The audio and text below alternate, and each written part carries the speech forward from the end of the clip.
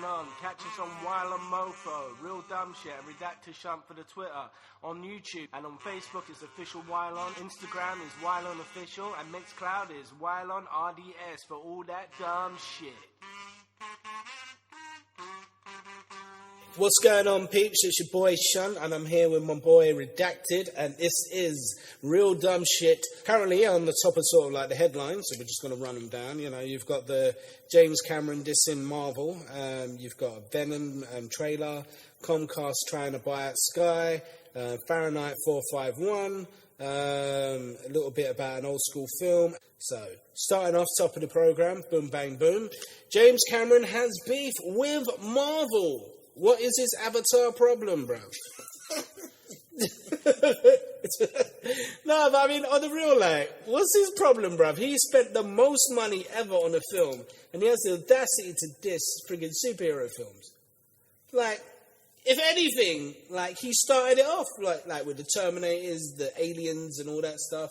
You know, he done all these films. Now these people are coming out with these better versions of his films.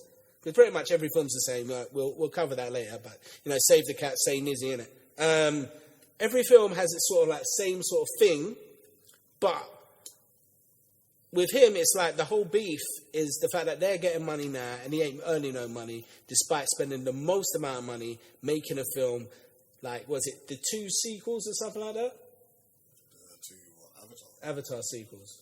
I think he wants to make another 2 or 3. But the second one hasn't come out. The third one hasn't come out. What's going on? Oh no, he's filming them back to back. He's been filming them, brother. He feel like, from what I remember, it was like from the beginning of what is it? Like 2010. He was meant to be filming it. Because Avatar came out what in 2007 or something. Yeah, I think it's meant to be next year. All right, we'll see. Anyway, so, the new Venom trailer, awesome to some people. Some people think that, you know, it's a complete waste of time because it's not going to be part of the main Marvel universe, apparently. But, meh, what do you think? You're not feeling it? Well, I mean, casting-wise, Tom Hardy, yes. But young Tom Hardy, like Eddie Brock can't be that rascal old, bro. He can't. I feel like he's doing a weird voice in it. He's always doing a weird voice. That's another thing. Like, I appreciate him being a voice actor and an actor as such, but, you know, like, these voices, they're way too peculiar. Like, they give me nightmares, bruv. Even like one in Taboo. Have you ever seen Taboo? No, I haven't seen that yet. Yeah, I mean, Tom Hardy's about it. I mean, Bronson and all that stuff, like, serious actor. Yeah, he can act, but I just feel like he just chose a weird voice for this character. Mind you, I reckon he probably had like 4 or 5 versions of that same like character. He'd probably doing it like, you know, on set, whatever. Probably, but still, I feel like this was the wrong choice. Yeah. To me, it sounds a little bit weird. Like it doesn't fit. It doesn't fit my version of Eddie Brock. Okay. But even if I take that out of it, I don't think it fits the look of the character. Like okay, so what sort of voice would you imagine Eddie Brock having? Because was it that guy from the 70s show? I don't think he compared any better. But it's like a normal voice, not putting on a weird voice. Just like the kind of voice from the actor that they would choose to do it. I think not the kind of voice that someone else would have. The voice didn't fit him. It was the worst thing. Yeah, it was. But to be fair, I think one of the main things that made me laugh about the whole trailer is the fact that they actually showed the mask. Like, before it was like they didn't show the mask and it's meant to be a Venom film. It's like, where's Venom? Oh, I think that was because the VFX weren't done. So they wanted to put something out for people to see, but they just like didn't think the effects weren't ready yet. So they put out a trailer without the vis effects. See, this is why I feel that it's really unfair, because you see Deadpool 2, like, their first trailer was like that, and it's like, oh, we haven't done anything, whatevs. And he's doing all the ping, ping, bang, bang, bing, boom, and all that stuff. And it's one thing about Deadpool is that he can do that, which I think is amazing, because you don't have to wait on the VFX thing whatever. You could just do stuff that's random and cool. You know what I mean? Like you can make it into a sort of sitcom. It is what it is. Like they need the vis effects because otherwise they're going to say what you said. Like, where's like why can't you see the face or why can't you see the mask or whatever? But I think they still look unfinished to me. I don't know. So, what do you reckon about this whole Comcast trying to buy Sky? Do you reckon that's just like spiteful manoeuvring, or? Definitely. Like, they want to fuck up Fox's plans. Well, definitely. I mean, it depends. They Like, want to fuck up Fox's plans. Fox is going to end up selling their piece to Marvel and to Disney, and then like they're not going to get to buy Sky because Comcast is going to buy it. I reckon Comcast are trying to do it to stop Disney from getting the full-blown cake. I reckon it's not so much a bitterness thing towards... how can I put it? It's not a bitterness thing towards Fox, if that makes sense. I think their main competitor in America is, Disney? So they're trying to divert the attention from Fox to buy Comcast in order to, secure Sky or whatever. But they can't do that if they haven't got the buying power. I don't think it's going to affect like Disney. Like if Comcast buys Sky, that doesn't hurt Disney. But it doesn't because either before the deal goes through and Fox can pull out, or it's going to be after and they've got their piece of Fox and Fox will be left with hardly anything. Like they won't be able to go forward, then they won't be able to go back. Like they'll just be left with what they're left with. I don't know. I mean, but yeah, like for me, like the whole basically the holy trinity of Marvel. Basically, that's what I call it. The pieces that are on Marvel, and the pieces that are with Fox, and the pieces that are with Sony. It gets to that point now where you've got these three pieces and we can't get a cohesive universe, whereas DC have every single opportunity to do bits within their universe. I mean, Warner Brothers owns a whole of DC. And yet, still, it's the worst universe next to The Mummy. Like, I mean, The Mummy, that's one thing.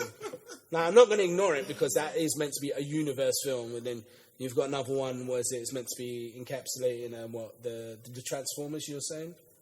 It's meant to be Transformers, G.I. Joe, this new Mask film, and, I don't know, Visionaries maybe?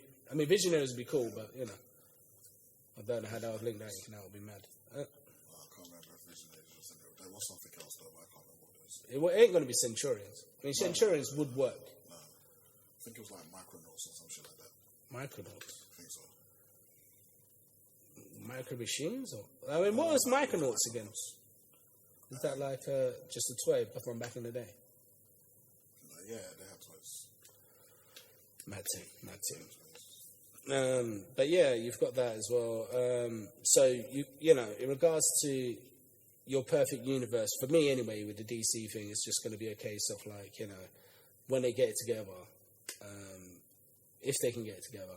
Like, I mean, I'm going to give them like the perfect blueprint. You sound like you can give them relationship advice, bro. It is because like it's the worst thing about it is the stuff like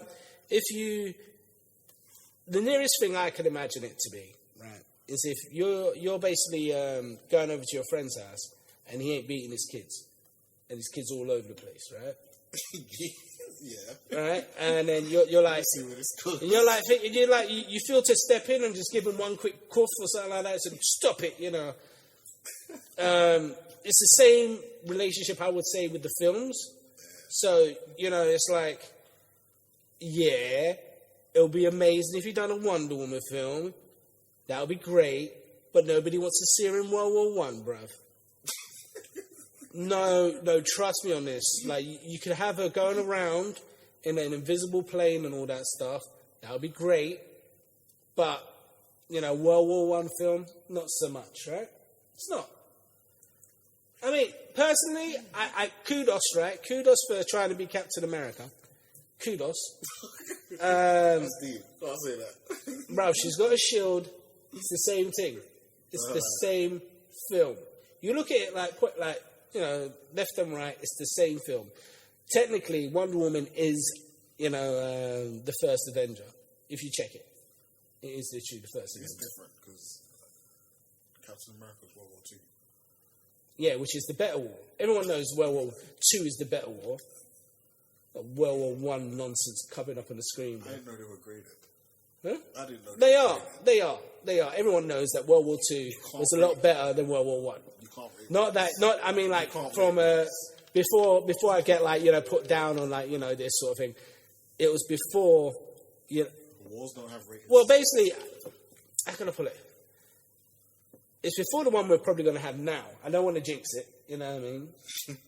But like in regards to World War One and World War Two, in regards to source material, there's a lot more going for World War Two because it's more passionate and more emotional than the First World War. First World War was literally stiff upper lip, run across the green, get shot down with a machine gun. This is madness. And then the Second World War is sort of like oh, these Germans getting a bit out of hand. What's going on? Bruv, they're getting close, yeah? Oh, bruv, there's a place, they have the audacity to... Nah, bruv. It's like there's peak beef. And then obviously you got the stuff that was doing over there as well. So it was like there's a lot more going on. There's a lot more moving parts. Whereas World War One, if you were to grade them, fair enough, you know World War Two without World War One from source material. But, which kind of reminds me as well that there's this new thing that's coming out. Fahrenheit 457. I saw the trailer for that. Yeah, so essentially it's the burning of all books and one voice of propaganda. If you're into sort of conspiracy 1984 sort of films, this would be right up your alley. It's got Michael B. White in it as well. Sorry, oh God. Was it Michael? Well, who's that? Who's the other guy? The what? Black Dynamite.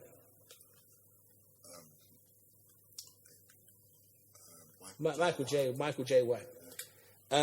Michael J. White. He's got a new film coming out as well. It's like Black Dynamite, but in the Wild West. It's hella racist, but it looks hella fun as well. So I'm not made it up, bruv. It's oh God. Basically, it's like Black Dynamite 2, but it's set in the Wild West. I'm gonna check it up on Google now, just to clarify for the fans them at home, because this one came off the cuff. But yeah, anyway, so back to the one that I actually can speak about now. I mean, I'll speak about that one after. Basically, Fahrenheit 451 is part of one of the vast stories from Ray Bradbury. So Ray Bradbury sort of used to have a TV show when I was younger. And when I was younger, it was like the shit. That, Steven Spielberg's Amazing Stories, if you ever remember that one. And Erie, Indiana. I used to watch all three of those sort of shows because they're all kind of similar. Every single show had pretty much different elements of it.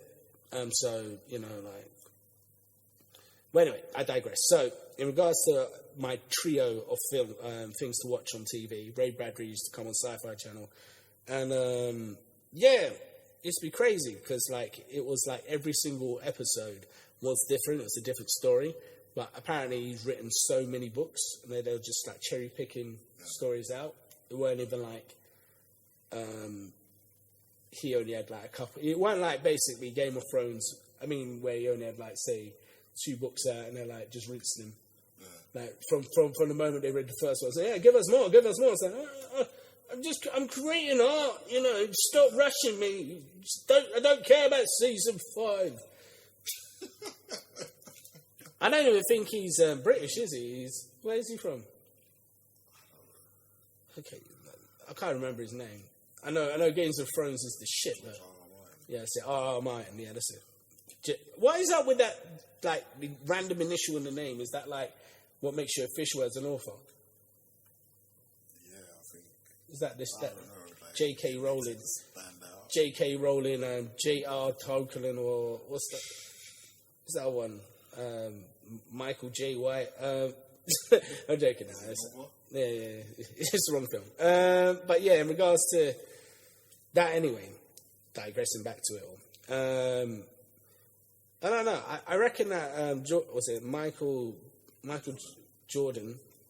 B. Jordan, sorry. Yeah, I reckon he's making the right moves after, Black Panther and all that. I mean, because now he has a big audience, like a really big audience, within the US anyway, because that's where it grows the most. Like, 'cause I'm not sort of like saying that he's got a global audience, because obviously the US just does crazy numbers on Black Panther. Same with the UK and all these other sort of like English countries and all that stuff. But Still making money now. yeah, still making money, still in the cinemas as of this time, even alongside Infinity War. Now that's a payday and a half. Like, this year, I reckon Marvel has made the most money ever. And they still got Ant-Man and the Wasp to come out. And yeah, it's crazy. It's crazy. That's insane. Spread out money. That's madness. Anyway, so Swimming in it, like swimming, bro. So yeah, so the first thing I got anyway from the Fahrenheit 451 trailer, personally, is that it looks a lot like Equilibrium. Like, It did kind of give me that vibe. yeah, I mean, like, it's sort of like, don't have emotions, don't think, have you had your drops, etc., etc. I think Equilibrium was kind of like based on Fahrenheit 451 by the looks of things. I mean, that's the only reason why they would do. Oh shit, yeah, maybe. Yeah, because it came out kind of after, was it Ray Bradbury died, sort of thing. That makes a lot of sense. Probably, yeah. So you got that. But yeah, Equilibrium, for me anyway, was the shit back in the day, bruv. Like, the shit is, I mean, like, for those that aren't in the know, I wasn't feeling it. oh, I used to love that film. I mean, like, I love the action in that film. Don't get twisted, I'm more of an action film fan, so, you know, but in regards to sort of, I like the gun fu thing. No, I didn't. Huh? I didn't. I dislike all the bits you like. That's crazy. That's insane. Like, I mean, Christian Bale obviously has had worse films. I don't know. I think maybe I hyped it up in my brain too much because I expected it to be better. Yeah. I expected it to be better. I mean, it's got a lot of rewatch value. I mean, I reckon if you watch it, you watch it now, you'll be all right. I barely got through it the first time. Yeah, it's a lot. I know it's like I know a lot of people that like it, but I just it just didn't sit right with me. Like, they've gone through, like, in principle, like, in theory, it sounds amazing, but it just wasn't. I mean, It wasn't that. I'm kind of confident as well that you, like, based on just this whole Christian Bale experience, that you probably like Terminator Salvation. Why? Because Why? it makes sense. Like, it's like you hate his worst work, or, you know, you like his worst work. I hate his worst work. Yeah. Yeah, but it's not like you're saying that I hate his best work. Yeah, I suppose. Like, Equilibrium is not his best work. Arguably. Exactly. Like, I'm well within my rights to dislike it. Arguably. All right, fine. All right. I mean, I'm not happy with And the that. thing is, no, I hold my hands up. I know it's weird. Like, I don't come across a lot of people that don't like it. But almost everyone I know likes it. Yeah, I mean, it's a kick-ass film. It's like, Get into it. it's a kick-ass film, bro. Couldn't I get mean, into it. I think it's after The Matrix. That's what kind of sort of like left a weird taste in people's mouths, as you were, no pun intended. Red pill, blue pill. But yeah.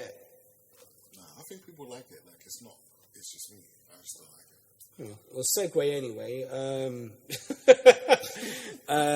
Terminator's meant to be getting a reboot soon. I say reboot, redux. That's what they call it. Nah, I think this one's a proper reboot. No, but you've got Lyndall Hamilton in there. You've got Arnie. You've got. Yeah. So it's like a redux, I guess. It's not a reboot. Yeah, fucking. Yeah. So I mean, it all depends on how these characters are used, anyway. Yeah, maybe it continues from 2. Way after 2. No, yeah, it's after 2, but it's as if like 3 and the other ones didn't happen. Okay. So it's just from that point. Casually ignoring all of that. It's fine. Just kind of divergent. Nice. I just keep on. Maybe that's the only thing that makes sense. You know, it doesn't make sense. I mean, I love Arnie to bits, but why are they going to always send the same Terminator, bruv? It's like, it doesn't make any damn sense, bruv. Because he knew him. He doesn't know him, bruv. It was weird, though, because he tried to kill him. Why would you send him? Yeah, I mean, it's like, traumatic. Of course he's going to run. Yeah, it doesn't make no damn sense. Anyway, you've got that. I mean, although that did sell Terminator 2, because you're thinking, as a viewer, he's doing the right thing. He's running the fuck away, bruv. Yeah. No, yeah. You can't blame him for running away. Like, a lot of times in films, you'll see someone trying to save someone and the person's running away from them because they think that they're the danger. But and you think those people are stupid, but this time, like, he done the right thing. Mm-hmm. He's supposed to run because his mom told him about them things, and like, you just run. Yeah, it makes sense. Makes sense. So why send something that's going to make you run? You know, that kind of reminds me of the time when we played last night. Or what was it? Last Call. You know, that Xbox game with the live interaction thing. Oh, yeah. Yeah, bruv. Like, if anybody's played that game anyway, Late Shift. That's what it's called, Late Shift. If anybody's played Late Shift and you wanted to be the most realist one, like as I was, every single time, like obviously, like it's one of those games where you have to interact and then sort of like choose a path for your character, and it's all sort of like done with like film footage, and it's really well done to a certain degree. Anyway, I mean, it's a hollow story, but you know, you're not expecting that much from a video game at times. Especially a video game like that. Although I reckon they missed the opportunity with that game anyway. But yeah, so I was the realest one. Like every single time any form of beef happened, I was running. And the worst thing is that they scheduled this game so like you have to go on this path that they're sending you on. Like you have to go through chapter 1, chapter 2 and all that stuff. And my utter refusal to partake in any form of plot was hilarious, bruv. It's but like... No, but they should have given you that option for real. Yeah. Like, it wouldn't have taken much. Like, it would just mean the game just ended. Yeah. But, like, they should have let you Yeah. Definitely. Why not let you? Yeah, just like, why not? I don't want to have a bad night. Just for the fun of it. Like, just let us have that option. Definitely. All right, so, speaking about that option, next section, as it were, it's just basically going to be the perfect DC film lineup. Not DC film. Speaking of DC films. Okay, go ahead. I was reading something the other day, and apparently Henry Cavill wants to be the Nick Fury of like the DC universe. No. No. You didn't even hear him out. No. You didn't hear him out. Superman is not Nick Fury, bro. That doesn't make a goddamn bit of sense. No, but just in throw water on him and throw him in the river, bro. That's how much sense that makes. No, just in the sense that he'll be in everyone's films. Not like he'll be like acting like Nick Fury. He'll just be in everyone's films. I don't see any point in Superman being in anyone's films because if Superman was about, realistically, your film would be over in 5 minutes. That's trying to get paid. Yeah. I mean, so he's trying to... No, what you meant is that he's trying to be Robert Downey Jr. of that universe. Oh, I guess. Wait, I don't think they said that in the article. Bruv, that Nick Fury thing just infuriates me, bruv. Like, I ain't even joking, bruv. There'd be no Avengers around Nick Fury. Yeah, they would. Nah. I mean, fair enough, he's the common denominator, but you would have had... They never would have mixed. They would have stayed Thunderbolt. You would have had Thunderbolt instead of Nick Fury. And I reckon in some senses... Thunderbolt couldn't put that team together. Yeah, he put a bit... He couldn't even hold on to Captain America by himself. Yeah. No. Well, Captain America's beef from him. He's only had one film with the Incredible Hulk. No, but I'm saying in theory. Like, imagine a film, where, like, there's no Nick Fury and Thunderbolt Ross is running things, and so he's trying to... Wait, he turned up in a film recently, didn't he? Who? Thunderbolt. Yeah, he was in Age of Ultron. Was he? Age of Ultron? No, he's in Civil War. Oh, yeah, is that the end of Civil War, isn't it? No, he's in He's the story in Civil War. I can't remember that. All I remember is that the fight was sick, bro. How do you know Thunderboy? What? Huh? Thunderbolt Ross. Yeah. Yeah, he's the whole... You mean the fight in Civil War? Yeah, that's it. That's all I can remember. Like, there's so much stuff to like remember the reason in. Why they were fighting was the Thunderbolt Ross. He brought the Sokovia Accords. He slapped it on the desk and he was like, "Sign the thing, or you can't be Avengers." And half of them said no. Like, that's the whole reason that they were fighting. How can you only remember the fight? Oh shit, bro! Yeah. Yeah, I suppose. No, I think it's because it was so different from the comic book version. That's the whole entire thing. Because like the Segovia thing, like this is the whole entire thing about the DC universe and the Marvel universe that kind of pisses me off. Is that certain characters, such as like the X-Men, play vital roles within the comics of the Avengers and vice versa. So the Avengers' typical lineup used to be what? Wolverine, Spider-Man, Captain America, Hulk. So that's a recent incarnation. Yeah, it's one of them. But I mean, like, that was the whole thing about Avengers is like a showreel of the best of the best. No, but what Marvel has proven is they don't need the X-Men. Yes, it would be nice to have the X-Men. Like, I want the X-Men, but like they've done fine without them. No. They've done amazing without them. It's a miracle what they pulled off. Yeah, I'll give you that. Like, when they said that they were making an Iron Man movie, I was like, so fucking what? I didn't give a shit. Yeah. I didn't give a shit. I'm giving a shit now. Yeah, it's only because when I watched it, I was like, this is alright. Exactly. Pure shock and surprise and amazement on my face. And then I watched Incredible Hulk, I was like, raw! Like, this is like the first time I've ever seen, See, people don't like another character from another thing in another thing that is similar to what the characters did before we've actually seen that person in a film. So, I mean, now it's commonplace. Yeah. But back then, that was just mind-blowing. You could probably got the idea from Buffy. It's like a cliffhanger, in it? So just writing the character. I don't give a fuck. Oh, you can't do that with films. Why not? You don't put cliffhangers in films. No one does it. Okay, I'm going to do it.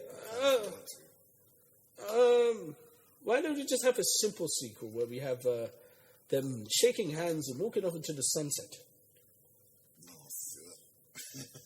But why would people watch the second one? I don't know, because they will have the same experience again.